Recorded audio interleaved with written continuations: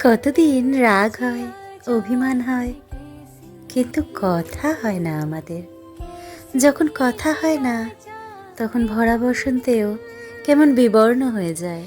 শ্রাবণ ঋতু যেন শুষ্ক মরুভূমির মতো নিঃস্ব, খা খা করে।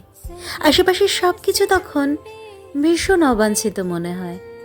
ভ্রু কুঁচকে থাকে, বিগড়ে যাওয়া মর্জি কোনো কিছুর তোয়াক্কা করে না।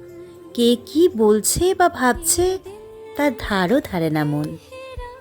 তারপর যখন কথা হয়, এক আলোকবর্ষ দূরত্ব নিমেষে নেই হয়ে যায়।